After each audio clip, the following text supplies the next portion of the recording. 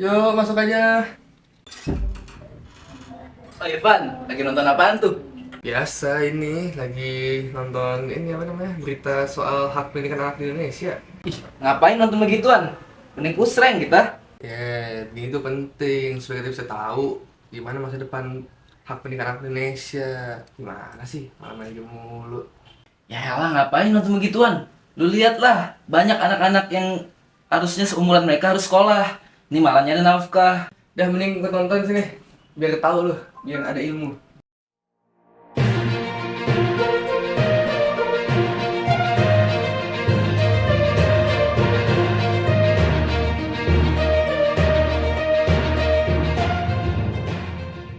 Pemirsa, saat ini hak pendidikan anak di Indonesia masih belum terpenuhi, dikarenakan banyak anak-anak di Indonesia yang tidak mendapatkan haknya untuk bersekolah.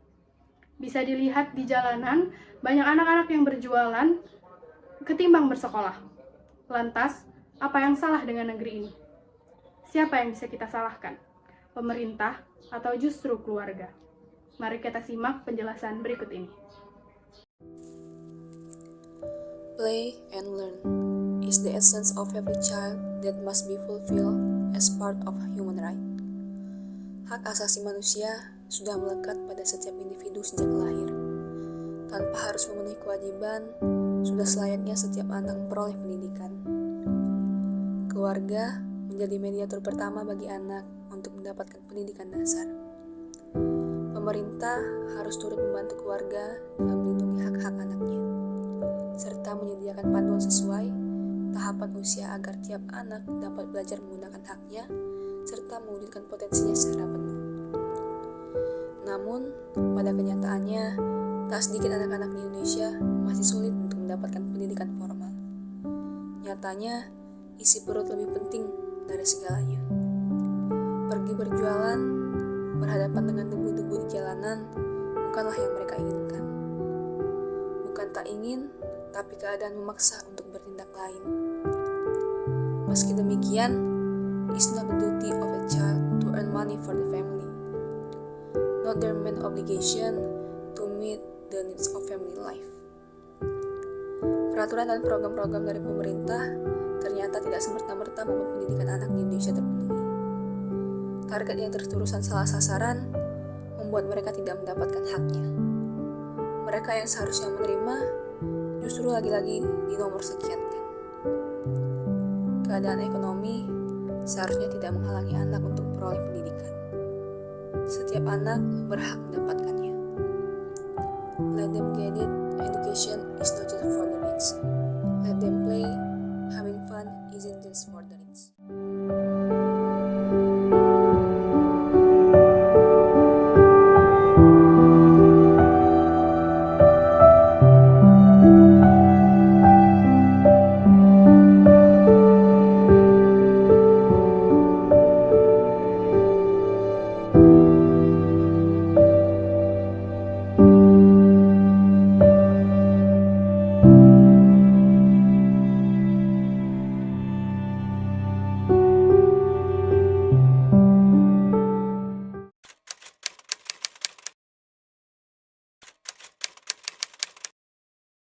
Kalau menurut ibu sih kayaknya belum ya.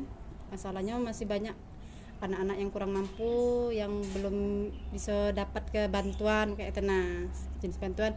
Padahal kebanyakan sekarang yang ibaratnya yang berduit lah kayak tenang ya. Nah, salah sasaran. Pendapat saya tentang kebijakan yang dilakukan pemerintah untuk menjalankan pendidikan itu menurut saya sudah cukup efektif ya, tapi ada beberapa hal yang menurut saya itu merupakan hal yang kurang efektif, terutama dalam hal pembagian dalam hal wilayah. Kita tahu kayak di beberapa pelosok desa, mungkin kayak di beberapa provinsi yang mungkin jauh dari ibu kota itu kayak pendidikan itu memang gratis, tapi di satu sisi emang perlu ditingkatkan lagi dalam berbagai prasarana dan sarana dan lain sebagainya, dan itu merupakan hal yang harusnya dikembangkan dan lain sebagainya. Mungkin dari yang saya sampaikan itu sudah cukup efektif, tapi ada beberapa hal yang perlu ditingkatkan oleh pemerintah untuk terkait dengan kebijakan tersebut. Menurut saya hal itu sangat disayangkan, soalnya anak-anak kan mereka itu butuh pendidikan Dan juga mereka karena kondisi ekonomi mereka yang kurang, tidak dapat bersekolah itu sangat disayangkan. Jadi menurut saya harus ada upaya dalam membantu anak-anak ini agar dapat bersekolah kembali. Nah, yang hal seperti itu yang sebaiknya pemerintah fokuskan. Kan banyak nih anak-anak yang putus sekolah di daerah-daerah pelosok, daerah-daerah kecil yang sangat membutuhkan support dari pemerintah untuk dapat melaksanakan dan melanjutkan sekolah mereka. Seperti itu. Ya mungkin pendapat saya ya untuk yang semacam ini masih sama yang kayak yang seperti yang tadi. Cuma kalau misalkan mereka pengen mencari uang sebagai kegiatan samping apa? Maksudnya saya begini. Kalau misalkan mereka mau mencari uang sebagai kegiatan sampingan selain sekolah itu nggak apa-apa. Tapi kalau misalkan mereka melalaikan sekolah mereka cuma untuk mencari uang, sebaiknya tidak perlu yang seperti itu. Kalau menurut saya anak-anak yang mengesampingkan sekolah untuk mencari uang di jalanan ya tadi sangat disayangkan juga ya, sama seperti hal putus sekolah. Mereka harus merelakan sekolah mereka harus meninggalkan sekolah mereka demi mencari uang karena himpitan ekonomi, karena desakan ekonomi, membantu keluarga, membantu orang tua mereka. Ya mau gimana lagi, kalau tidak mereka bantu orang tua ya mungkin pendapatan mereka juga sedikit, sehingga anak-anak tadilah menjadi korban dari kekurangan atau himpitan ekonomi mereka, sehingga mereka harus merelakan sekolah mereka untuk mencari uang. Nah, itu menurut aku kayak perlu disosialisasiin lagi dan perlu dikasih kayak penyuluhan lagi terkait program KIP itu, bahwa program itu cuma khusus buat anak-anak yang kurang mampu gitu.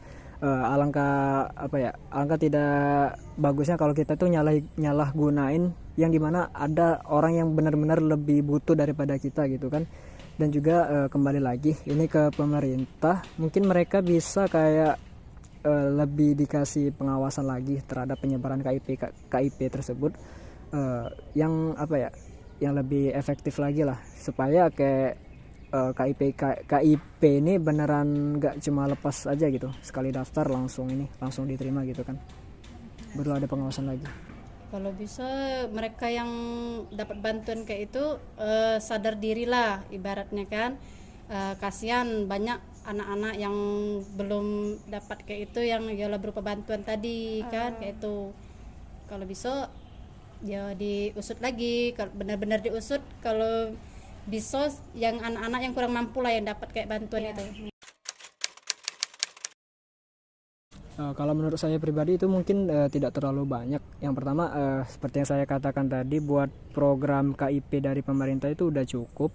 Dan yang kedua sekolah gratis ya, mungkin berbasis negeri tadi itu udah cukup juga. Nah mungkin yang perlu saya soroti itu buat pengawasan dan penyebaran dari KIP itu sendiri gitu. Menurut saya pemerintah khususnya harus melihat ataupun menargetkan anak-anak yang tadinya memang menjadi target, harus menargetkan anak-anak yang memang kekurangan secara ekonomi, supaya mereka bisa menjadi fokus dari pemerintah untuk dibiayai untuk melanjutkan pendidikan. Mungkin adanya bantuan gratis, sekolah gratis lebih digalakkan lagi, lebih diramaikan lagi, lebih dibanyakin lagi kuotanya, terutama buat anak-anak atau masyarakat yang tinggal di pedesaan, di belusukan gitu ya, yang kurang terjamah oleh tangan-tangan pemerintah, sehingga ya tadi anak-anak tersebut bisa diketahui oleh pemerintah dan bisa dibantu untuk menyediakan pendidikan yang layak bagi mereka gitu.